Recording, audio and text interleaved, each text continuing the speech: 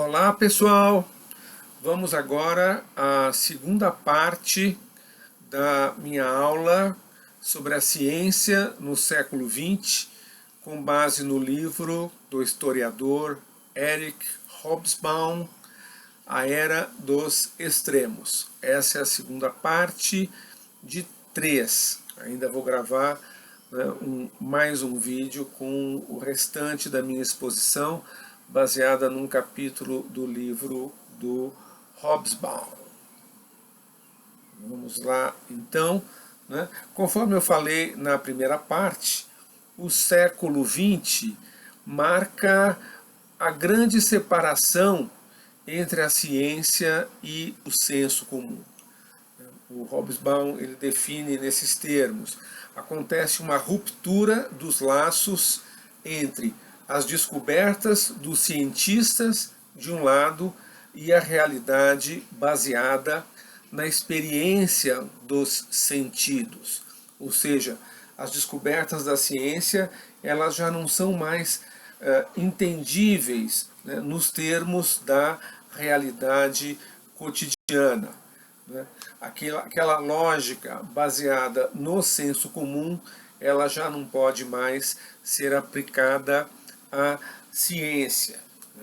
Dentro da própria ciência, o avanço, o progresso, ele vai depender cada vez mais de pessoas que estão ali escrevendo equações, que trabalham no mundo abstrato, no mundo de cálculos, e nem tanto aquele mundo que foi o mundo dos cientistas do século XIX, que é o dos cientistas de laboratório, ali com seus equipamentos, comprovando ou desmentindo as suas hipóteses em laboratórios de química ou laboratórios de física.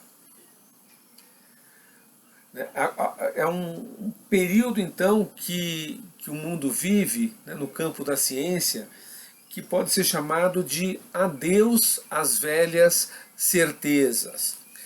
Para o próprio cientista, esse rompimento entre a ciência e a experiência dos sentidos, o senso comum, esse rompimento, essa ruptura foi algo complicado.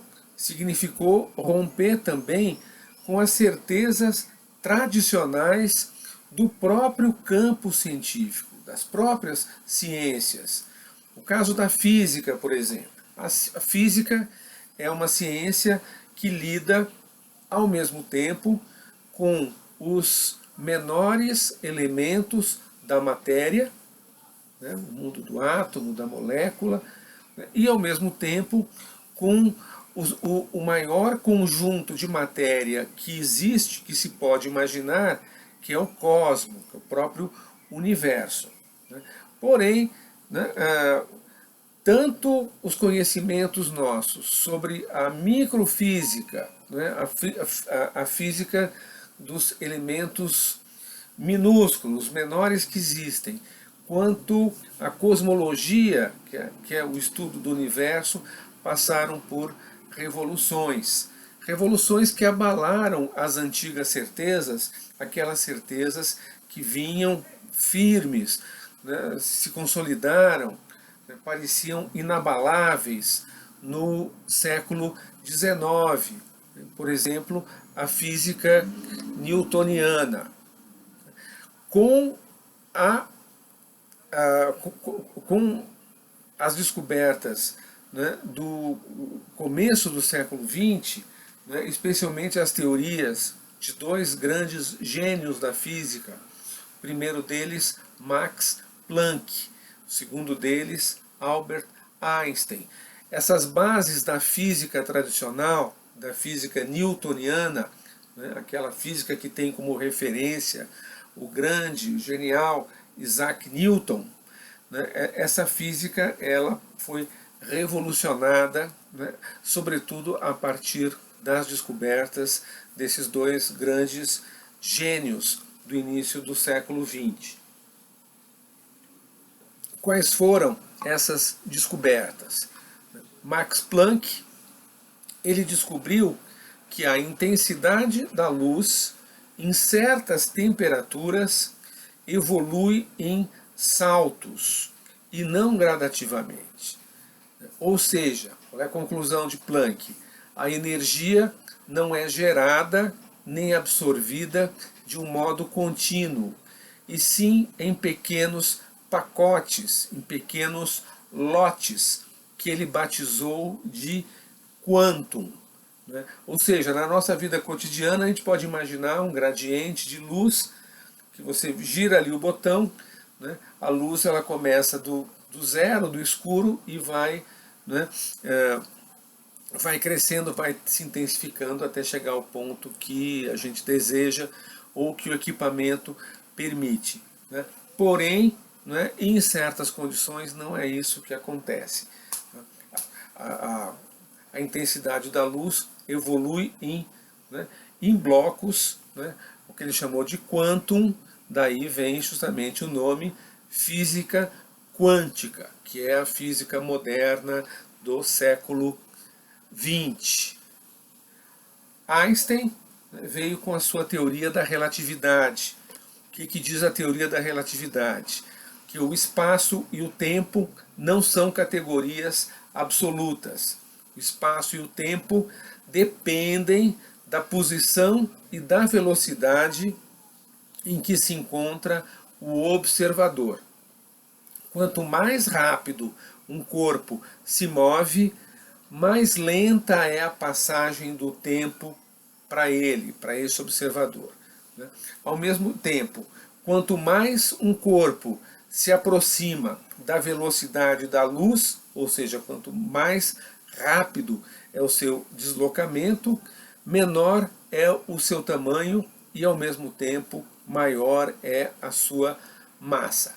A única coisa que não muda nesse raciocínio é a velocidade da luz, aproximadamente 300 mil quilômetros por segundo. É claro que isso é uma explicação bastante esquemática. Um professor de física poderia desenvolver isso com muito mais autoridade do que eu, que sou um homem, um professor das ciências humanas. Seguindo com o que eu dizia sobre as pesquisas de Einstein, uma das conclusões, um dos desdobramentos da teoria da relatividade do Einstein diz respeito ao estudo dos átomos, e a descoberta as pesquisas de Einstein que revelaram a gigantesca energia que se encontra escondida no interior do átomo. A energia que está sintetizada na famosa fórmula, a equação E igual a mc ao quadrado, ou seja, a energia é igual a massa multiplicada pela velocidade da luz ao quadrado. Mas a coisa não parou aí. Novas pesquisas do Einstein mostraram que a trajetória da luz, a luz não se desloca de uma forma direta pelo espaço, mas a trajetória da luz é distorcida pela imensa gravidade exercida por corpos maciços, pelas estrelas e pelos planetas. Essa descoberta, ela originalmente ela é concebida de uma forma puramente teórica, porém ela teve a oportunidade de ser comprovada em campo, por pesquisas de campo, pela observação de um eclipse solar por um grupo de astrônomos ingleses. Curiosamente, essa descoberta, essa comprovação da descoberta de Einstein, ela vai ocorrer, olhem só, aqui no Brasil, comprovando mais essa teoria genial do Einstein. Então, o que a gente assiste nesse período, nessas primeiras décadas do século XX, é uma mudança radical no campo da física. Qual foi essa mudança? Tem um antes e o depois, um antes e o agora. Antes, ou seja, até o final do século XIX, a física era uma ciência objetiva. Ela podia se submeter à observação direta. Embora os aparelhos fossem limitados, eles poderiam ser utilizados para comprovar ali, diante dos nossos olhos, as teorias, as descobertas, o conhecimento que os físicos já detinham. A física naquela época, ela era o que era. Ela não tinha ambiguidade. Um objeto ou um fenômeno ou era ou não era. Não podia ser ao mesmo tempo uma coisa ou outra.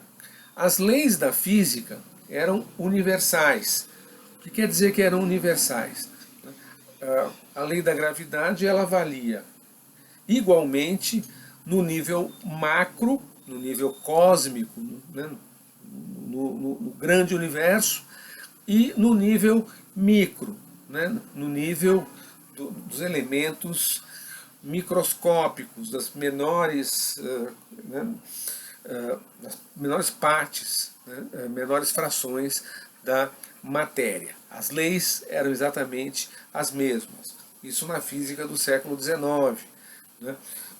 Os mecanismos que vinculavam um fenômeno ao outro, eles eram compreensíveis a partir de uma lógica básica. Os mecanismos eles podiam ser expressos, podiam ser apresentados na sequência lógica da causa e do efeito, relação de causa e efeito. No século XX, tudo isso é chacoalhado, é bagunçado, e no lugar o que se tem um cenário de incertezas. O que é esse agora que se cria no século XX, em contraposição a um antes do século XIX? O Hobsbawm ele vai tentar mostrar essa situação a partir de uma pergunta clássica, entre os físicos da nossa época, os físicos contemporâneos. Uma pergunta que atravessa todo o século XX. O que é a luz? A luz é uma onda ou a luz é um feixe de partículas? Os cientistas eles se dividiram no século XX diante dessa pergunta. Alguns defendendo que a luz é uma onda e outro que são partículas em movimento.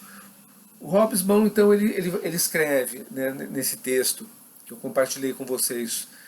Hoje temos duas teorias da luz, ambas indispensáveis, mas devemos admitir sem nenhuma relação entre si.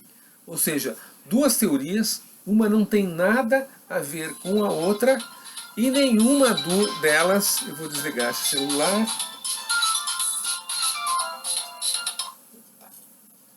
Pronto, não precisei interromper. Então, duas teorias da luz que não tem nada a ver uma com a outra, e nenhuma das duas está errada. Ambas podem ser comprovadas perfeitamente através de cálculos, através de equações. Ou seja, uma situação inédita na ciência. Instala-se a dúvida, instala-se a incerteza. Como é que duas teorias diferentes, explicando o mesmo fenômeno, podem estar ao mesmo tempo certas? Mas é exatamente isso o que acontece. Um outro exemplo apresentado pelo Hobsbawm. As transformações que envolvem o nosso conhecimento sobre o átomo.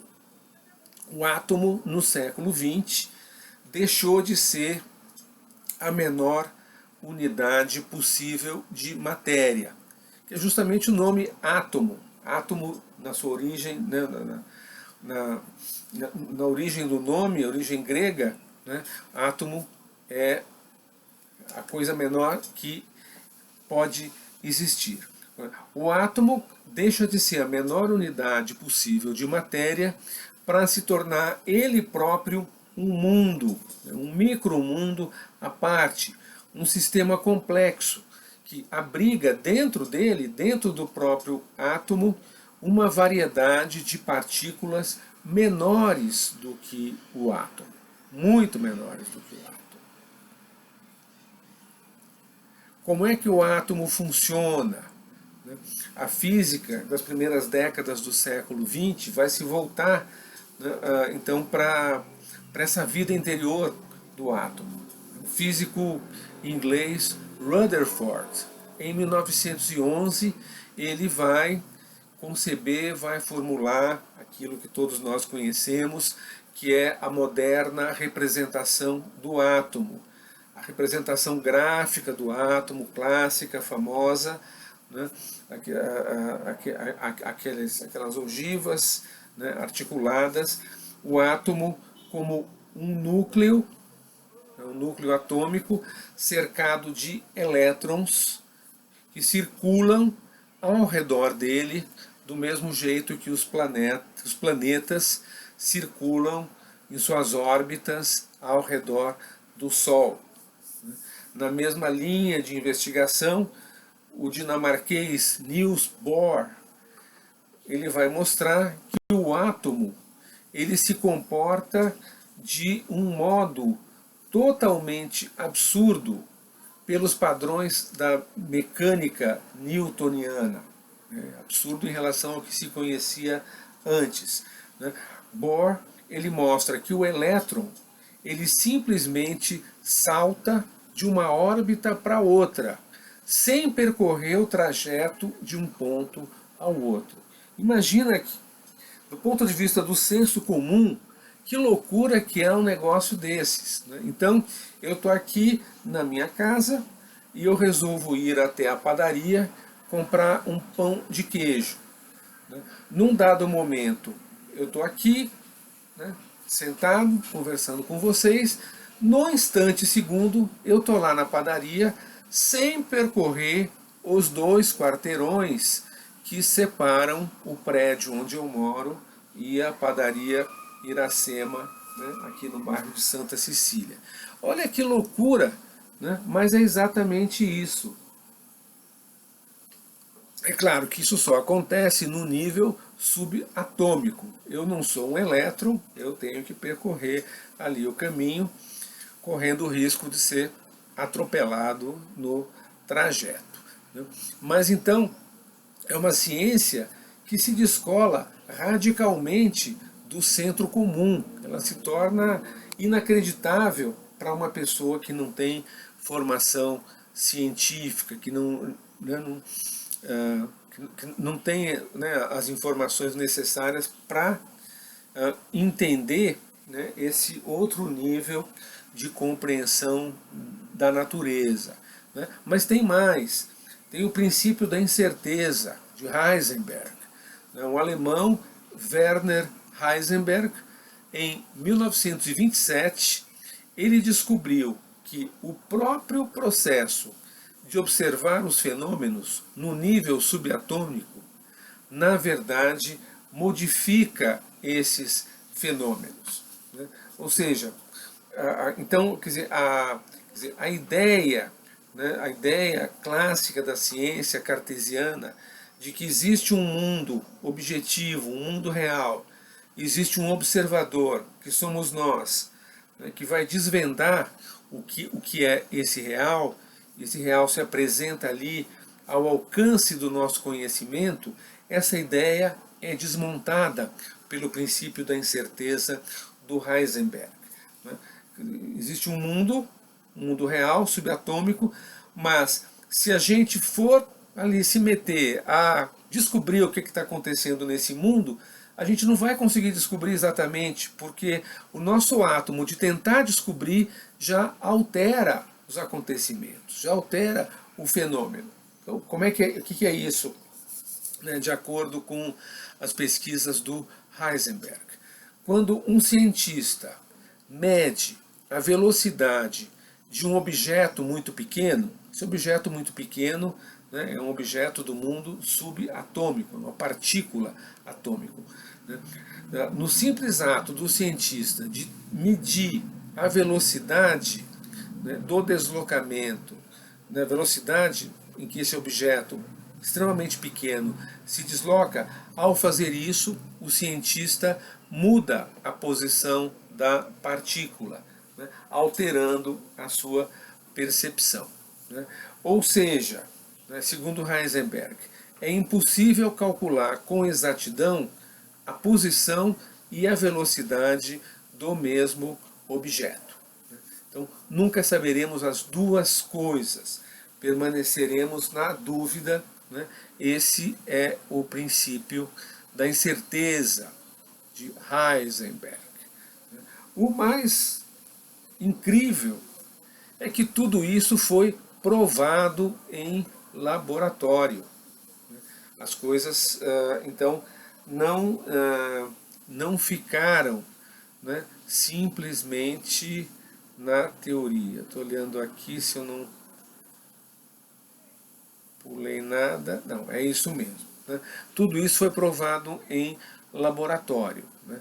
Esses padrões de comportamento dos elétrons, que foram desvendados pela física subatômica, esses padrões foram comprovados, né, empiricamente. Né? Essas teorias, aquelas teorias que se afirmaram, né, foram demonstradas através de cálculos, através de equações, elas mostraram um poder explicativo incontestável, né, que é prova maior do que a bomba atômica. A bomba atômica, né, ela vai provar de uma forma dramática e até mesmo trágica, né, a veracidade das descobertas da física de vanguarda das primeiras décadas do século XX. Essas descobertas, né, elas foram empregadas no projeto Manhattan, né, na fabricação da bomba atômica nos Estados Unidos, né, pelos cientistas reunidos no estado do Novo México, num lugar chamado Los Alamos, aonde foram fabricadas as primeiras bombas atômicas. No filme documentário da BBC inglesa, Hiroshima, né, que nós estamos utilizando, né, na nossa disciplina, né, ali tem ótimas descrições e imagens, né, sobre o que foi o projeto Manhattan, né, o que foram as condições políticas, práticas e científicas em que foi fabricada a bomba, né, lançada pela primeira vez em Hiroshima. Esses físicos, aí o Hobsbawm vai dizer no texto dele, no livro, quando esses físicos do projeto Manhattan, em Los Alamos, eles produziram pela primeira vez o plutônio para fazer a bomba atômica, eles tiveram que se basear nos cálculos teóricos, porque as quantidades, né, de plutônio e de urânio utilizadas eram tão pequenas que não era possível observar em laboratório as propriedades. Toda a pesquisa foi feita com base no número de elétrons que existiam orbitando ao redor do núcleo.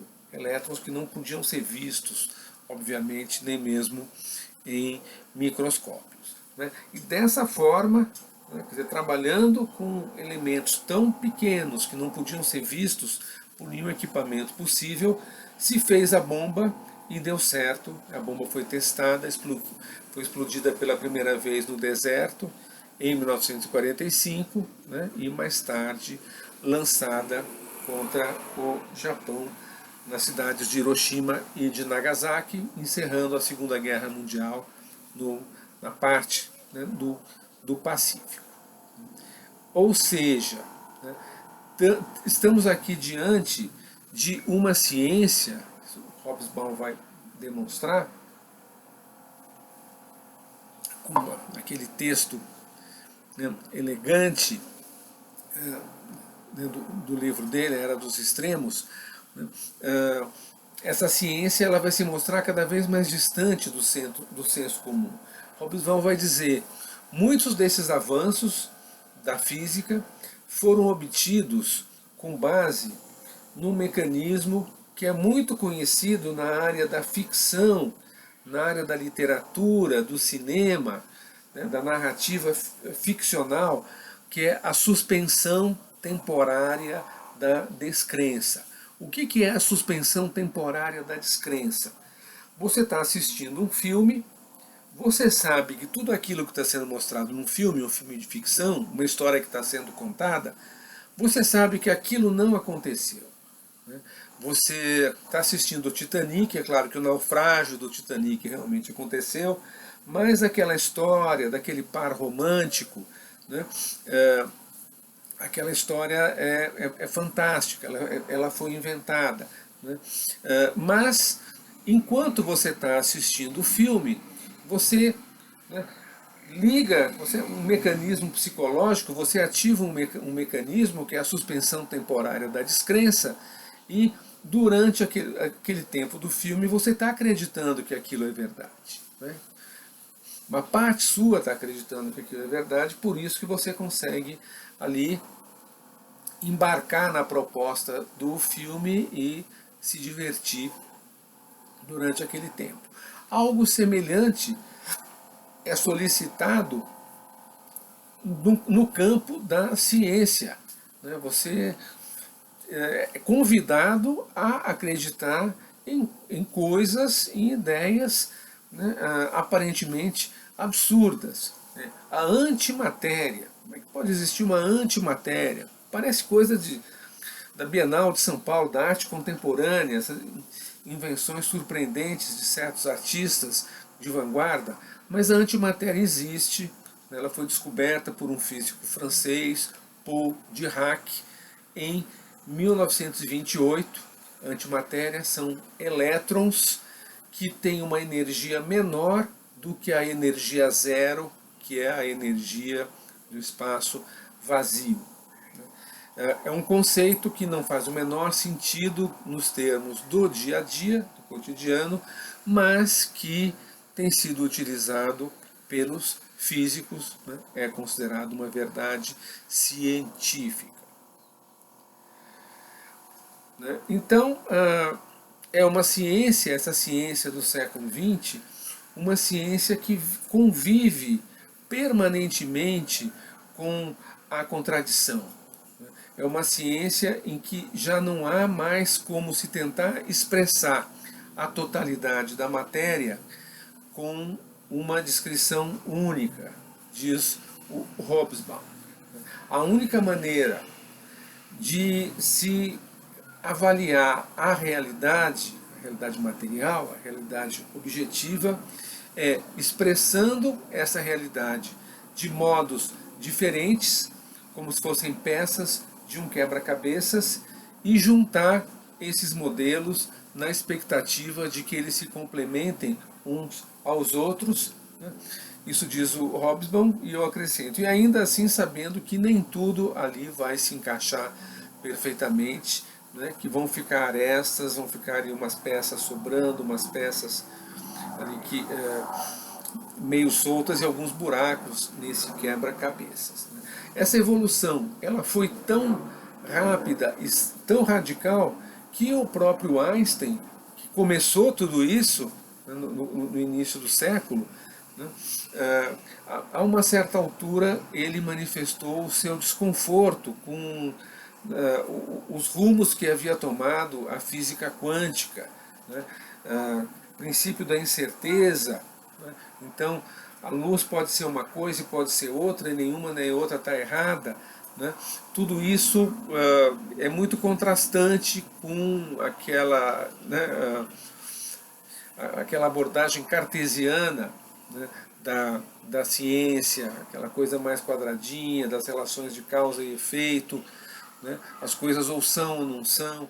Né? Einstein disse uma frase, né, muito expressiva, que é emblemática desse desconforto, né, diante desse novo mundo fantástico mundo novo, né, da física contemporânea. Einstein disse: Deus não joga dados. O mundo não pode ser algo tão, o universo não pode ser algo tão incerto, tão indeterminado. Né? E o estudo do átomo ele vai se complicando cada vez mais. Né? Hobsbawm ele vai falar sobre o desaparecimento da dualidade entre o núcleo e o elétron. Núcleo com carga positiva, o elétron com carga negativa. Né? Escreve o Hobsbawm. Os átomos eram agora habitados por uma fauna e flora crescentes de partículas elementares, algumas delas muito estranhas. Claro que uma fauna e uma flora é um modo de dizer, não estamos falando da fauna e flora no sentido literal, né, da biologia. Né? Enfim, quer dizer, dentro de um átomo existe um mundo com personagens esquisitíssimos, né, muito diferente daqueles que existem, né, numa escala maior da matéria. Dentro do átomo tem ali todo um novo e fascinante universo. Né? Um universo que talvez nós nunca conheçamos, né, nos seus detalhes, até porque, como disse o Heisenberg, né, na hora que você vai observar, você já altera a realidade, não vai saber nunca exatamente como é que a coisa, como é que a coisa é. Né? Então surge um monte de novos personagens. O primeiro deles foram os nêutrons, descobertos em 1932, mas a coisa foi muito além dos nêutrons. Né? Algum tempo depois descobriram-se os quarks. São partículas minúsculas que existem sempre em grupos de 3, girando na velocidade da luz dentro do átomo.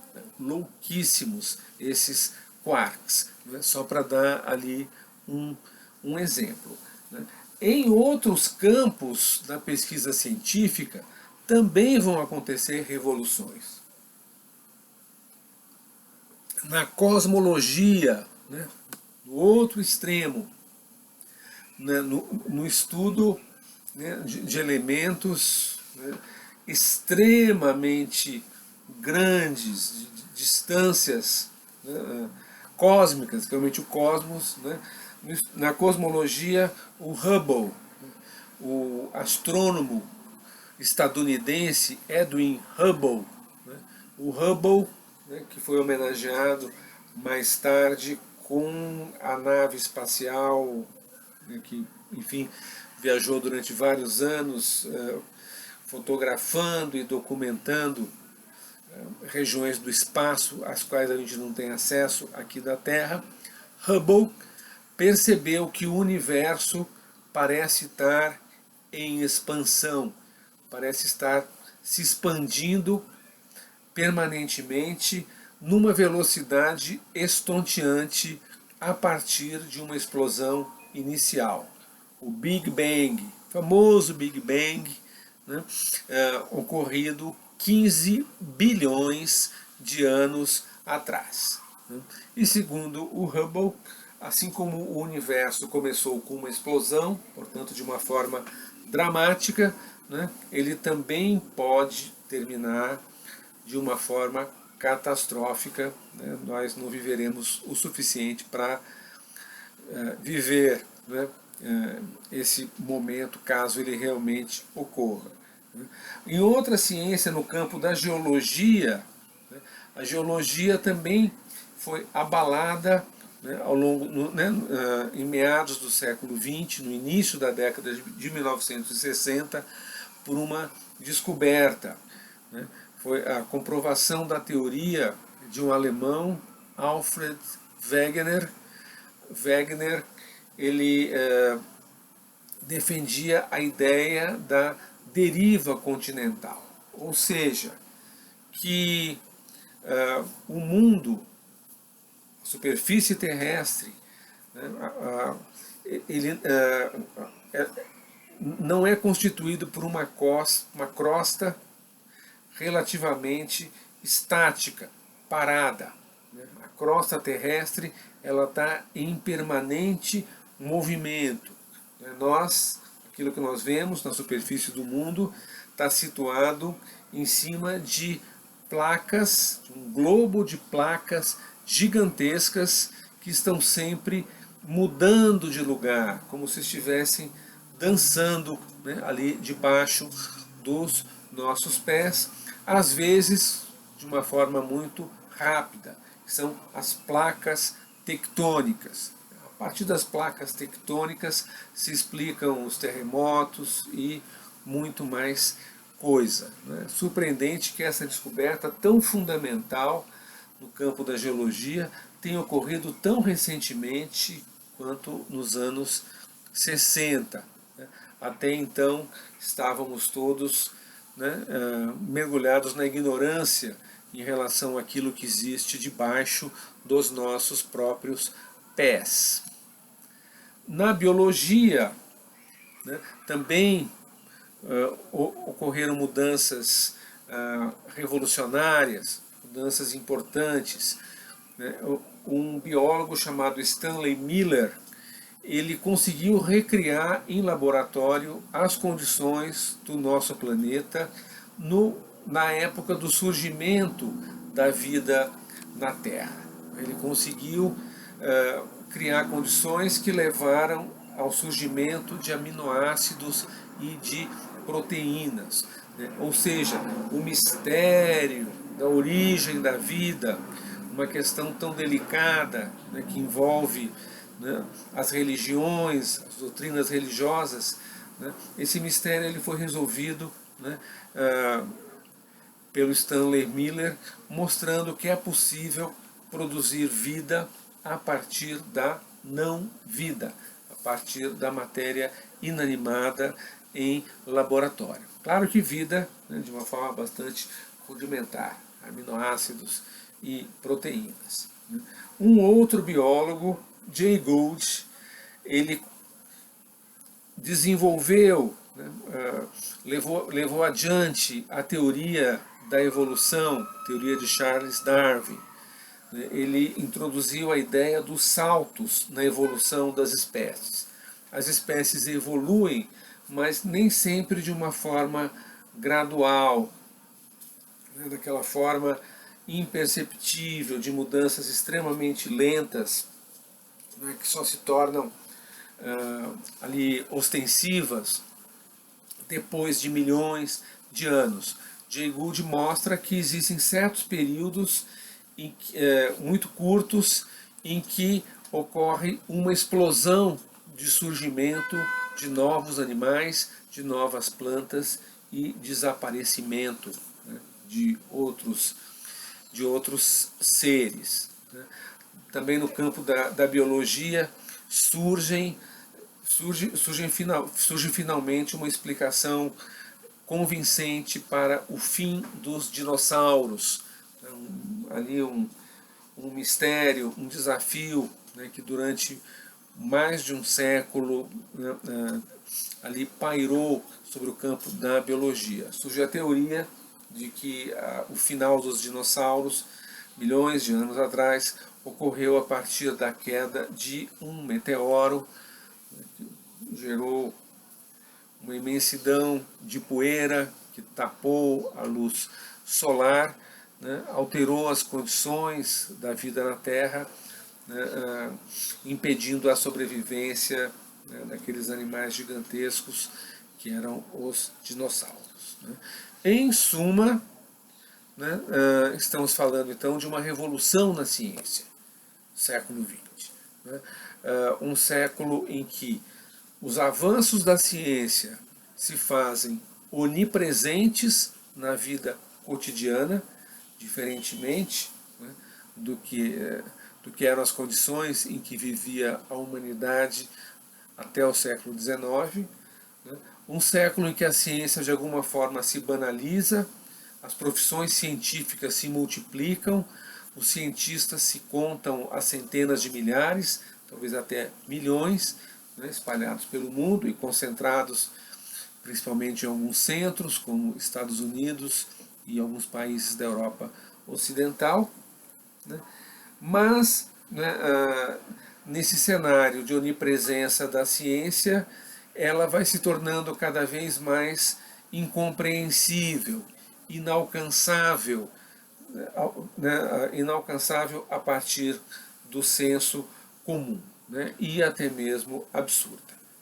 Ok? Eu paro por aqui essa parte. Tem mais uma outra parte curta, que vai ser a terceira, e assim completaremos, né, essa apresentação, esse ciclo de 3 videoaulas a partir da Era dos Extremos, o livro de Eric Hobsbawm. Então, aguardem o próximo e último capítulo desta emocionante novela.